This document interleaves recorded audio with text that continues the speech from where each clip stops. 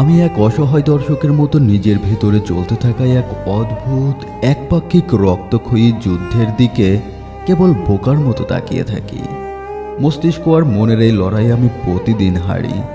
এই যে আমি জানি মানুষটা এখন অন্যের, তার হাসিতে, তার কান্নায়, তার অভিমানে এখন আর আমার কোনো ভাগ নেই, তবু এই বেহায়া মনটা ঠিক তার কাছে গিয়েই পড়ে থাকে। আমি যখন রাস্তা দিয়ে হাঁটি, ভিড়ের মাঝে হঠাৎ কোনো চেনা পারফিউমের গন্ধে থমকে দাঁড়াই। মন মুহূর্তের মধ্যে চিৎকার করে ওঠে, ওই তো সে। অথচ মস্তিষ্ক জানে সে এখন এই শহরের অন্য কোনো প্রান্তে অন্য কারো হাত ধরে হাঁটছে। মন এতটাই বেহায়া যে সে অতীতকে বর্তমান ভেবে বাঁচে। যে নম্বরটা আমি শতবার ডিলিট করেছি সেটা আমার মস্তিষ্কের কোষে কোষে এমনভাবে গেঁথে আছে যে মাঝে মাঝে ঘুম ভেঙে গেলেও অবচেতনভাবে আঙ্গুলগুলো সেই নম্বরে ডায়াল করতে চায়। আমি জানি ওপাশ থেকে যান্ত্রিক কণ্ঠস্বর বলবে এই মুহূর্তে নাম্বারটি ব্যস্ত আছে, অথবা রিসিভ হলেও একটা বিরক্তিকর কণ্ঠ ভেসে আসবে। তবুও এই বেহায়া মনটা জাদুর অপেক্ষায় থাকে। ভাবে হয়তো সে একবার বলবে, ওগো খুব মনে পড়ছে তোমায়।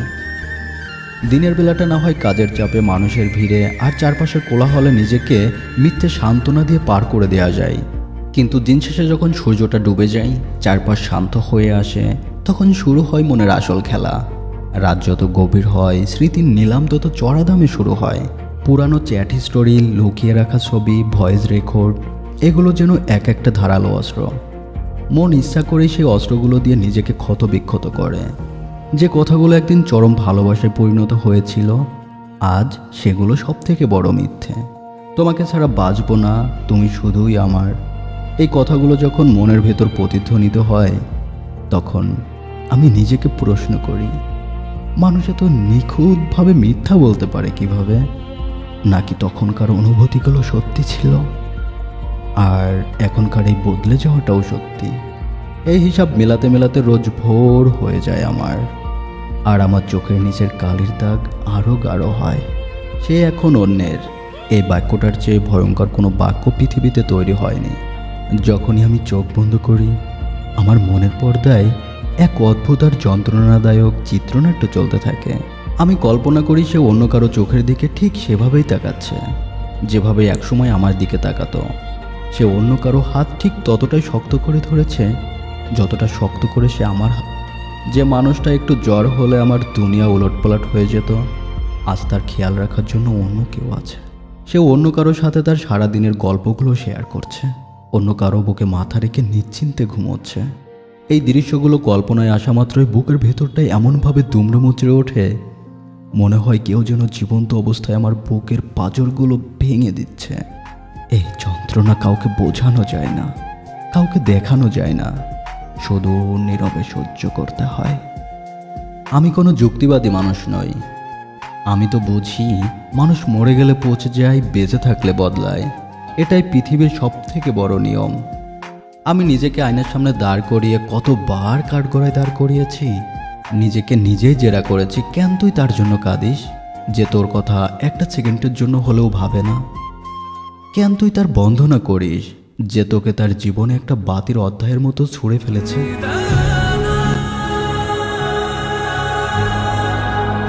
আমার মস্তিষ্ক যুক্তি দেয় যে চলে যাওয়ার সে চলে গেছে, তাকে আটকে রাখা যায় না। তাকে নিয়ে পড়ে থাকা মানে নিজের জীবনটাকে ধ্বংস করা। কিন্তু ওই যে আবেগ, আবেগ সব যুক্তিকে বুড়ো আঙ্গুল দেখিয়ে দেয়। আবেগ যুক্তিকে বলে, তুমি হয়তো হিসাব মেলাতে পারো, কিন্তু আমি তো কেবল ভালোবাসতে জানি। যুক্তির এই পরাজয়ের কাছে আমি বেশ অসহায় হয়ে পড়ি। আমি হয়তো শহর বদলেছি, হয়তো বন্ধু বদলেছি, কিন্তু স্মৃতির শহর থেকে তো পালানোর কোনো উপায় নেই। এই শহরের প্রতিটা রাস্তা, প্রতিটা মোড়, প্রতিটা চায়ের দোকান তার স্মৃতি ছড়িয়ে আছে।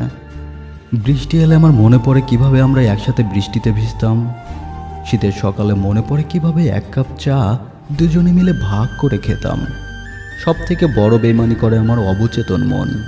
আমি যখন সারাদিন নিজেকে শক্ত রেখে রাতে ঘুমোতে যাই, তখন স্বপ্নে ঠিকই সে এসে হাজির হয়। স্বপ্নে সে আগের মতোই থাকে, সেই একই হাসি, সেই ভালোবাসা। স্বপ্নে সে আমাকে ছেড়ে যায়নি। যখন ঘুম ভাঙে তখন বাস্তবতার রুক্ষমাটিতে আশ্রে পড়ে বুঝতে পারি সবটাই মায়া। এই অবচেতন মনের বেইমানি আমাকে সুস্থ হতে দেয় না, আমাকে মুভ অন করতে দেয় না। আমি এখন দারুণ অভিনয় করতে শিখে গেছি।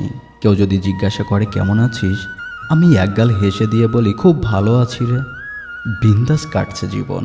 আমি সোশ্যাল মিডিয়ায় হাসি খুশি ছবি দেই, মোটিভেশনাল স্টোরি শেয়ার করি, বন্ধুদের আড্ডায় সব থেকে জোরে হাসি। আমি সবাইকে বোঝাতে চাই যে আমার জীবনে তো কোনো অভাব নেই, কিন্তু আমি খুব ভালো করে জানি আমি আসলে নিজেকে কতটা ফাঁকি দিচ্ছি। এই মেকি হাসির আড়ালে লুকিয়ে আছে এক গহীন সমুদ্র সমান কান্না। যখন আমি একা থাকি তখন এই অভিনয়ের মুখোশটা খসে পড়ে। তখন আমি আবার নিঃস্ব বিরক্ত এক মানুষ, যে কেবল একটা নামের জপমালা জপে যায়। নিজেকে ফাঁকি দেওয়ার এই ব্যর্থ চেষ্টা আমাকে প্রতিনিয়ত ক্লান্ত করে তোলে। কখনো কখনো আমার খুব ইচ্ছা করে তোমাকে একবার সামনে থেকে দেখি, কিন্তু আবার ভয়ও হয় যদি দেখি সে সম্পূর্ণ বদলে গেছে।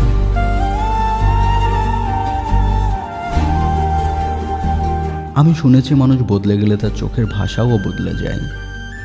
যে চোখ একদিন আমার জন্য সমুদ্র সমান ভালোবাসা ছিল, সেই চোখে হয়তো এখন শুধুই বিরক্ত আর অপরিচিত দেয়াল।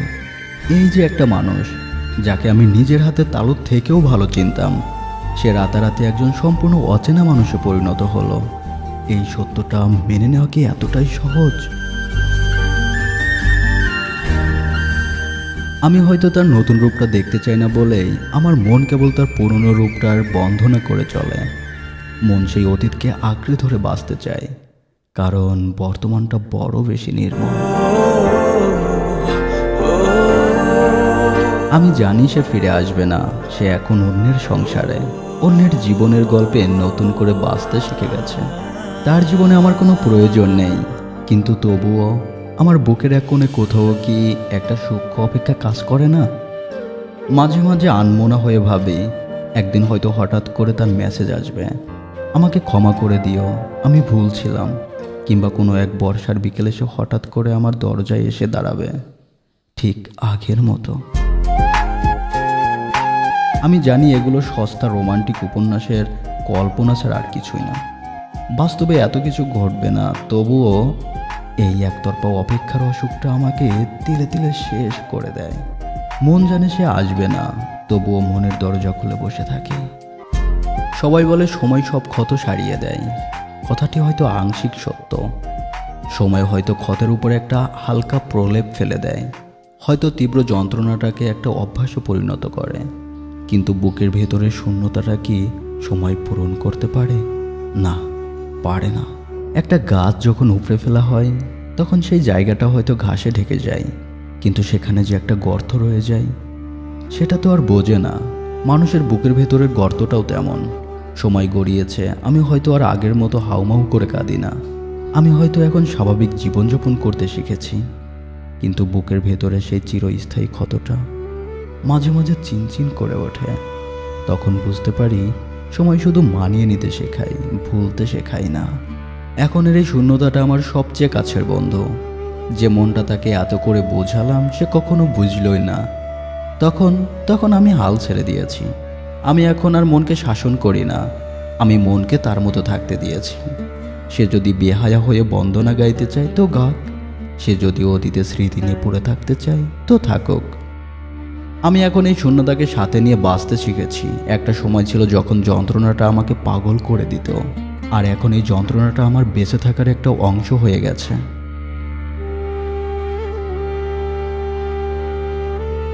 মানুষ যেমন নিজের একটা অকেজো অঙ্গ নিয়ে সারা জীবন পার করে দেয়, আমি আমার এই বেহায়া, আহত আর অবাধ্য মনটাকে নিয়ে বাকি জীবনটা পার করে দেওয়ার সিদ্ধান্ত নিয়েছি। মানুষ মরে গেলে পচে যায়, বেঁচে থাকলে বদলায়, এই অমোঘ সত্যটা আমি এখন সম্মান করতে শিখেছি।